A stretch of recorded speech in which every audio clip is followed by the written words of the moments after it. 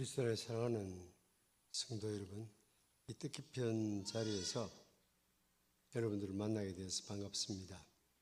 오늘 본문은 요단강변 예수님의 위임식 장면입니다. 이 장면에서 우리가 뭘 배울 수 있을까요? 첫째로 좋은 목회자는 성도들을 사랑한다는 사실입니다.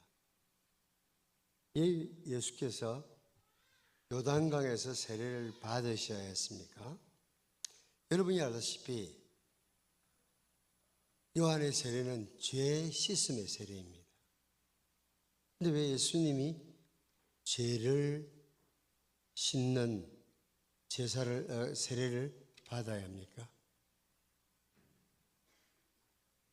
요한이 베푼 물 세례는 죄 씻음의 상징입니다. 예수님이 씻음 받아야 할 죄가 있었습니까? 아닙니다. 우리가 신앙 고백을 할 때 예수께서 성령으로 잉태되어라고 고백을 합니다. 그 말은 우리처럼 죄인으로 태어나지 않았음을 고백하는 것입니다. 성령으로 잉태되어서 죄가 없으신 분이시다는 것을 우리는 신앙 고백하고 있습니다. 그러면 왜 예수께서 요한이 베푼 세례를 받습니까? 그것은 당신께서 지금 구원하시기 위한 백성과 당신이 하나 된 것을 보여주는 사건입니다. 지금껏 주님은 30년 동안 사적인 삶을 사셨어요. 그러나 이제 주님은 인류를 구원하는 구주로서 공적인 첫걸음을 떼어놓습니다. 그러므로 주님께서는 그가 구원할 자들과 자신을 동일 선상에 두는 결단을 합니다. 백성의 죄와 허물을 자신의 것으로 받아들이고 그들을 대신해서 지금 죄사함의 세례에 내어놓는 것입니다. 이제 그들을 섬기고 자기 목숨을 그들을 위한 대성물로 내어놓는 첫걸음을 내딛습니다. 좋은 목회자는 담임한 성도들의 허물과 수치까지도 자신이 받아들이는 사람입니다. 모세가 어떤 기도를 드렸습니까? 합의하시면 이제 그들의 죄를 사하여 주시옵소서. 그렇지 않사오면 원컨대 주의 기록하신 책에서 생명책에서 내 이름을 제하여 주옵소서. 생명을 걸고 그 백성을 위해서 중보의 기도를 모세는 드렸습니다. 왕 다윗을 보십시오. 시편 3편을 보면은 다윗은 위급한 상황 속에서 하나님께 간구합니다. 여호와여, 나의 대적이 어찌 그리 많은지요. 일어나 나를 치는 자가 많소이다. 일일이 이름을 들어서 말하지는 않지만 많습니다. 많습니다. 라고 하는 것은 아들이 지금 자기를 죽이려고 달라들기 때문입니다. 애들을 삼아 그 아들의 이름을 입에 담지는 못하지만 온 세상이 나를 반대하는 것 같은 느낌을 받았을 것입니다. 그러나 그런 위기 속에서도 백성을 기억하는 지도자의 면모를 보여줍니다. 구원은 여호와께 있사오니 주의 복을 주의 백성에게 내리소서. 평소에는 조국과 민족을 내세우다가도 다급하면은 제 살 길을 찾는 사람들과 달리 다윗은 그 위기 속에서 언제 압살롬을 필두로 한 반역군들이 덮칠지 모르는 상황 속에서도 주의 복을 주의 백성에게 내리소서라고 기도하고 있습니다. 좋은 목회자는 성도들을 사랑하며 성도들과 자신을 동일시합니다. 자기를 따르는 사람들과 미래를 함께해야 합니다. 나아가서 좋은 목회자는 성도들을 사랑하고 성도들의 유익을 먼저 생각해야 합니다. 꼭 목회자뿐만 아니라 교회 내 지도적인 위치에 있는 사람들의 마음 자세해야 합니다. 성도들을 사랑하고 그들과 하나 되고 그들의 유익을 먼저 생각할 때 좋은 지도자로서의 지도력이 움트기 시작할 것입니다. 둘째로 좋은 목회자는 성령의 기름 부음을 받아야 합니다.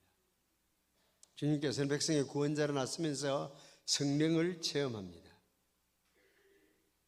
세례를 받으시고 기도하실 때에 하늘이 열리고 성령이 비둘기 같은 형체로 그의 위에 강림하시더니라고 말합니다. 예수님은 자신의 첫 설교, 데뷔 설교라고 말할 수 있는 첫 설교 누가복음 4장 18절에서 이 사건을 성령의 기름 부음이라고 설명합니다. 베드로도 사도행전 10장 38절에는 하나님이 나사렛 예수에게 성령과 능력을 기름 붓듯 하셨으며, 여기서 성령의 기름 부음은 바로 능력의 기름 부음으로 설명하고 있습니다. 지도자가 될 때 기름 부음을 받아야 한다는 것은 구약이나 신약이나 똑같은 원리입니다. 왕, 선지자, 대제사장은 위임식 때 솥불에다가 황소의 뿔에 기름을 채워서 그 머리에 부었습니다. 머리 위에 그 기름을 부으면은 머리가 판판한 사람이든지 둥근 사람이 상관이 없습니다. 타고 내려올 거 아닙니까? 직분을 수행할 능력을, 힘을 하나님이 주신다는 것입니다. 신약의 가장 대표적인 기름 부음 받은 자가 예수님입니다. 그리스도라는 단어의 뜻이 기름 부음 받은 자, 그런 뜻입니다. 지금 요단강에서 세례를 받으시고 기도하실 때에 성령의 비둘기 같은 형체로 그의 위에 강림하시더니라고 본문이 기록합니다. 성령께서 눈에 보이는 모습으로 오셔서 거기 머물러 계셨다는 뜻입니다. 요한복음 3장 34절은 하나님께서 성령을 한량 없이 양을 제한하지 않고 부으셨다는 것입니다. 성령께서는 모든 충만으로 오셔서 예수 위에 머물러 계심으로 새로운 차원의 능력을 발휘하십니다. 좋은 목회자는 성령의 기름 부음을 받은 사람이어야 합니다. 요단강에서 돌아오실 때는 4장 1절에 보니까 성령의 충만함을 입어서 돌아왔다고 되어 있고, 광야의 시험을 이기심으로 이제 성령의 권능으로 갈릴리로 돌아갑니다. 그 결과 가는 곳마다 권세 있는 말씀을 선포합니다. 고향에서 첫 설교를 할 때에 사람들이 넋을 잃고 듣고 있었습니다. 그 입으로 말하는 바 은혜로운 말을 기이 여겨, 그 입으로 말하는 바 은혜로운 말을 기이 여겨. 말은 눈으로 안 나옵니다. 코로도 안 나옵니다. 말은 항상 입으로 나오는 겁니다.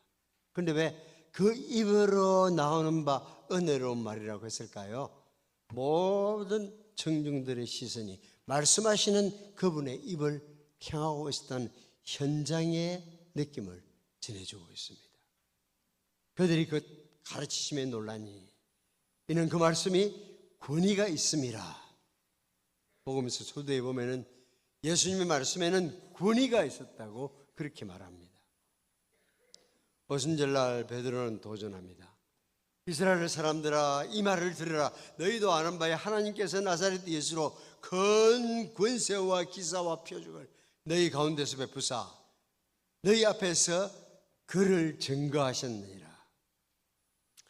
예수님의 그 큰 권세와 기사와 표적은 이스라엘 사람이라고 하면 아무도 부인 못할 사실이었습니다. 예수께서 하나님 보낸 구원자라는 사실을 입증하는 충분한 증거였습니다. 신약의 공동체는 성령의 능력을 받은 공동체인 것을 우리는 잘 알고 있습니다. 오직 성령이 너희에게 임하시면 너희가 권능을 받고 땅 끝까지 이르러 내 증인이 되리라. 목사는 노회나 시찰이 주관하는 위임 예배를 합니다마는 그것으로 충분한 것이 아닙니다. 능력을 받아야 합니다. 우리가 맡은 일이 하나님의 일이라면 우리의 재주나 능력으로 안 됩니다. 오직 성령의 능력을 입어야 합니다. 하나님의 아들께서도 성령의 능력을 입음으로 임명받은 메시아 사역에 착수하십니다. 하나님의 사역을 맡은 사람은 누구든지 무슨 일이든지 상관없이 반드시 성령의 능력을 받아야 합니다. 그때 주어진 위치에 필요한 지도력을 발휘할 수 있습니다. 하나님의 일은 하나님의 신으로만 가능하기 때문입니다. 성령이 우리 안에 들어와 계시지 않고는, 성령의 내주하심이 없이는 아무도 그리스도인일 수 없습니다. 그러나 성령의 기름 부음 없이도 신자일 수 있습니다. 능력 있는 사역은 성령의 기름 부음으로 가능합니다. 이제 주님이 맡긴 사역을 감당하는 전 목회자가 되기 위해서 성령의 능력을 받아야 합니다. 성령의 기름 부음은 우리를 이름값하는 사역자로 만드는 사건입니다. 오늘 위임 예배는 조직 교회에서 정상적인 절차를 통해서 황 목사님이 널푸른 전흥교회를 목회자로서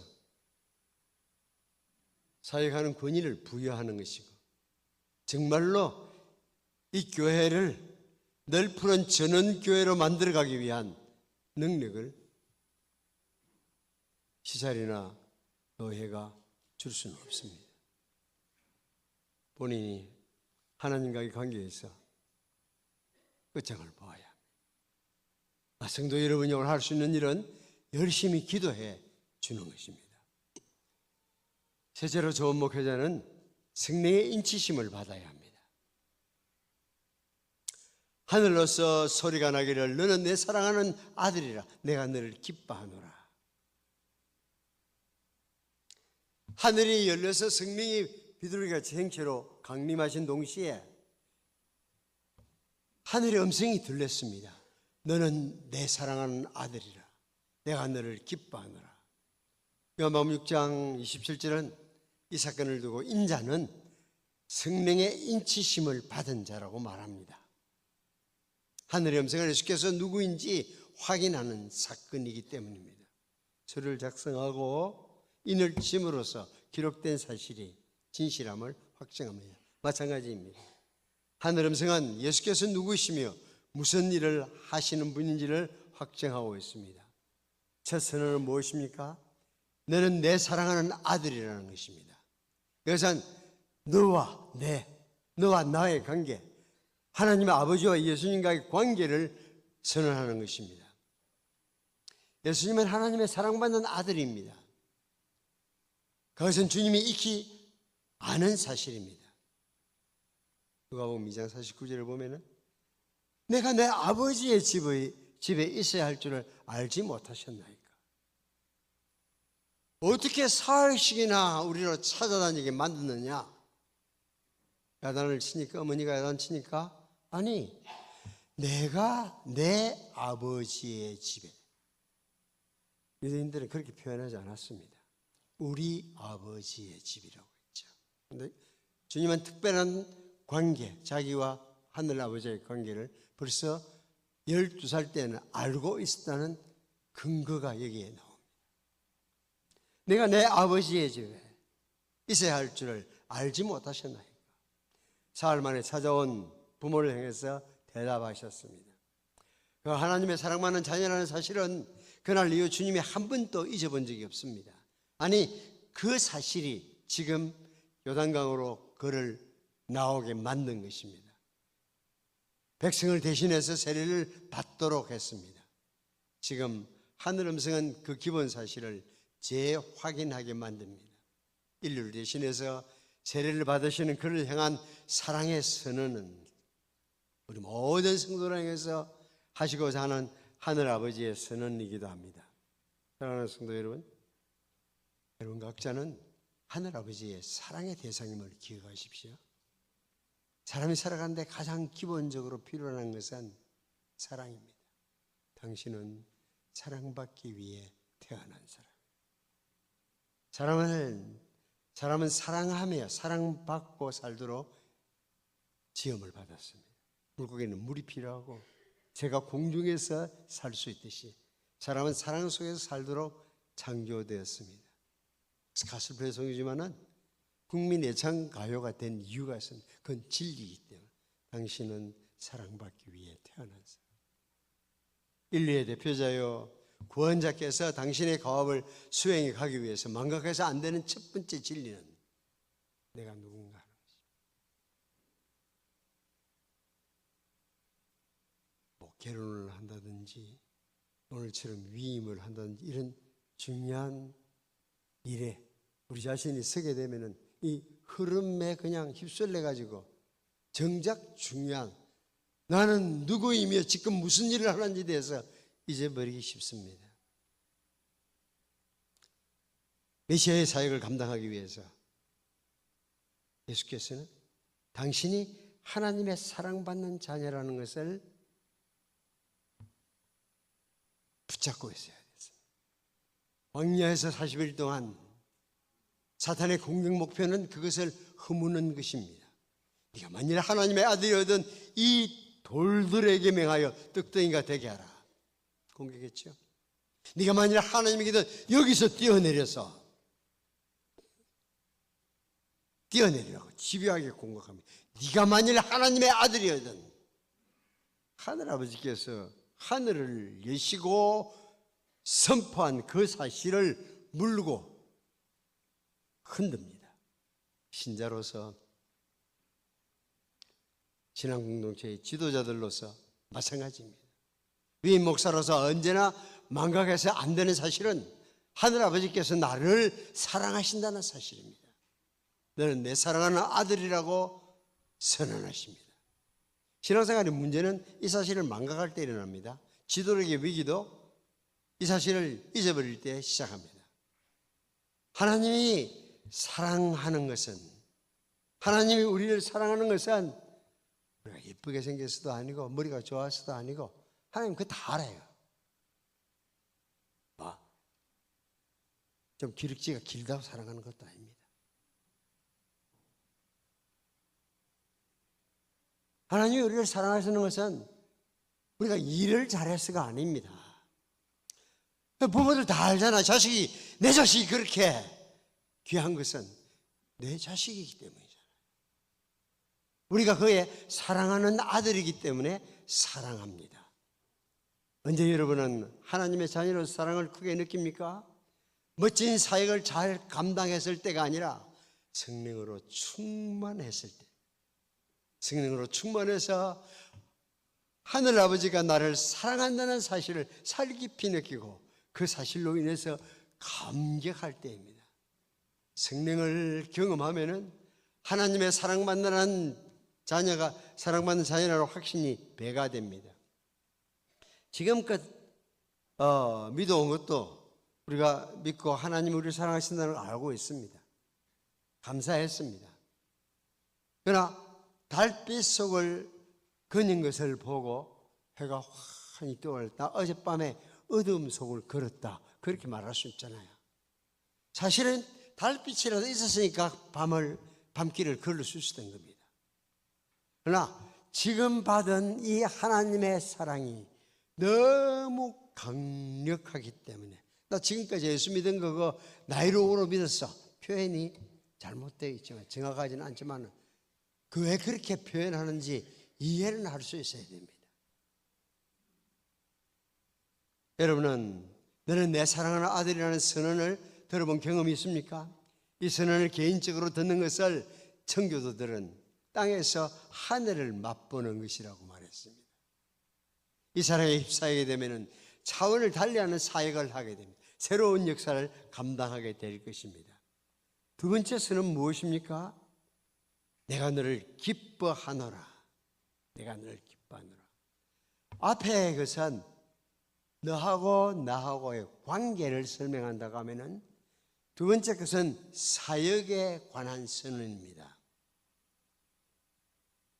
하늘아버지께서 내가 너를 기뻐하노라고 선언하셨는데 조금 풀어서 설명한다고 하면은 지금부터 네가 하게 될 그 일을 내가 기뻐하노라. 생각 없이 들으면 그 말이 그 말 같아요. 사랑한다는 말이나 기뻐한다는 말이나 좀 생각해 보면은 다릅니다. 10 자식이 있어도 부모 입장에서는 10 아들 딸이 모두 다 사랑스럽습니다. 그러나 부모를 기쁘게 하는 자식은 따로 있습니다. 누가? 순종하는 자녀입니다. 말 잘 듣는 자식입니다. 인류 구원의 큰 사역을 위해서 첫 발을 내딛는 예수님을 바라보는 하늘아버지의 마음을 생각해 보십시오. 천지 창조 후에 인간 타락 후부터 이 나라를 고대하신 하늘아버지입니다. 지금껏 하늘이 푸르는 것도 이 나라를 위해서입니다. 이제 그 결정적인 걸음을 내딛는 아들을 바라보시는 아버지의 만족을 나타내십니다. 내가 너 맡은 일을 기뻐하노라. 내가 네 착수하는 그 일을 내가 기뻐하노라. 오늘 위임을 받은 목사님을 향한 하늘아버지의 만족하심을 기억하십시오. 예수님께서 요한의 세례를 받으심은 하나님의 일반적인 뜻에 순종인 동시에 인류 구속자 되신 그를 향한 하나님의 특별한 뜻을 순종한 것입니다. 중재자 없음을 안타까이 여기시던 하나님의 마음을 시원하게 하신 사건입니다. 그러기에 하늘을 여시고 선언하십니다. 내가 너를 기뻐하노라.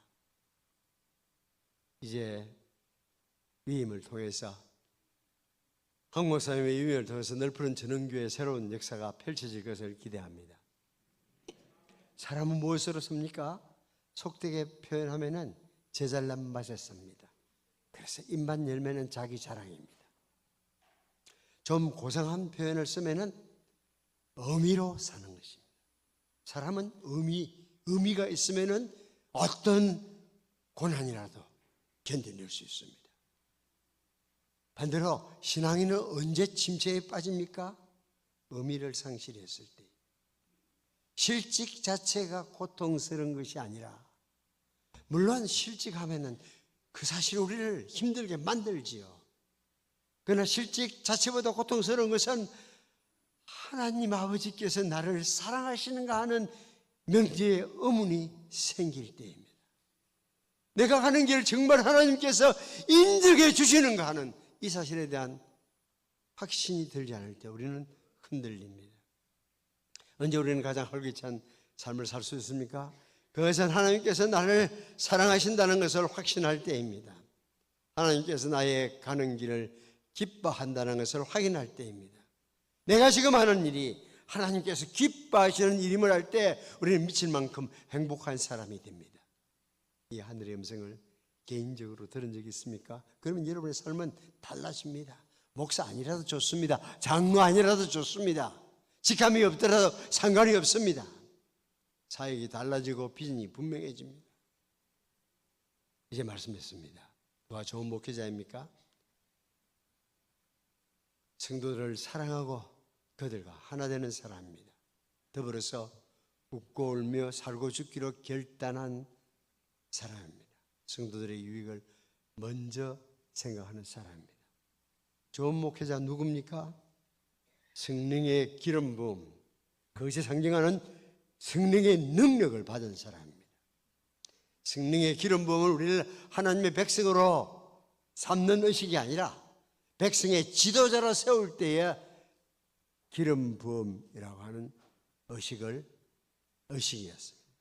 마땅히 목회자는 그 직무를 수행할 능력을, 특별한 능력을 하나님으로부터 수여받은 사람이 됩니다. 누가 좋은 목회자입니까? 자기의 삶을 향한 하늘아버지의 사랑과 자기 사역을 향한 하늘아버지의 인정을 확신하는 사람입니다. 모든 사랑과 마찬가지로 목회자는 마땅히 자신과 사역에 대해서 사랑과 의미를 확인할 때 비전과 지도력을 행사할 것이기 때문입니다. 사랑하는 넓은 교회 성도 여러분, 여러분은 복받은 분들입니다. 좋은 목회자를 만드는 것은 특별한 축복입니다. 여러분이 앞으로 경험하겠지만은 황지연 목사님은 제가 아는 한 참 잘 준비된 목사라고 생각합니다. 위임받은 목사 자신은 언제나 기도와 말씀을 붙잡아야 하는 것이 기본이지만은 널푸른 교회, 널푸른 전원교회 성도 여러분의 기도가 앞으로의 황지연 목사님의 사역에 결정적인 기여를 하게 될 것입니다. 다음 설교를 생각할 때 내가 뭘 전할까 하고 생각하면은 그건 거짓 선지자입니다. 내가 무엇을 전할까 하고 생각하는 사람이 아닙니다. 내가 전할 본문이 뭔지, 그 본문이 뭘 말하고 있는지, 그 본문의 말을 전해야 되는 거예요. 나라는 시끄럽고 산하는 불타고 있지만은 그 상황이 나로 하여금 입을 벌리게 하는 것이 아닙니다. 이런 상황 속에서 내가 무슨 말로 위로를 할까? 거짓 선지자들입니다. 선지자는 성경이 이 시대의 사람들에게 무엇을 말해주기를 원하는지 하나님의 마음을 읽고 전해야 합니다. 보신 정말 이제는 갈 때까지 간 것 같습니다. 나도 아까 소개할 때 전임 총회장으로 소개를 받았지만은 제가 제 직무를 감당하고 나서 그 이후로 한 번도 총회 간 적이 없습니다. 제가 1년 동안 총회장 직무를 해보니까 그냥 1년용 그냥 소모품이더라고요.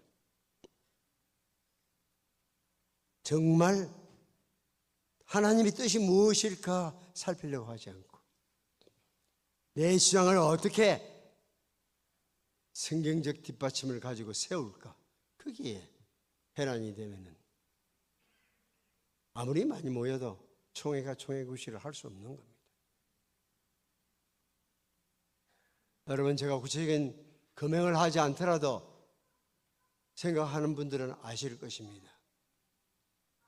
설교는 시국을 향한 분풀이의 함성이 아닙니다. 설교는 하나님의 말씀을 대하는, 하나님이 무엇을 이 백성에게 전하기를 원하는지 본인이 기도와 말씀을 붙잡아야 되지만 장로님들부터 시작해서 성도들이 화환을 세울 것이 아니라 기도하기로 서원할 때 이 교회는 그 이름대로 널푸른 전원교회에서 양떼들이 꼴을 찾아 모이는 목장이 될 것입니다. 좋은 목회자가 좋은 교회를 만듭니다. 그러나 좋은 교회가 좋은 목회자를 만드는 것도 사실입니다. 앞으로의 널푸른 전원교회는 위임받는 황지은 목사님 때문에 더욱 좋은 교회가 되고, 널푸른 전원교회 때문에 오늘 위임받는 황지은 목사님이 더욱 좋은 목회자가 되어서 우리 하나님께 영광을 돌리기를 바랍니다.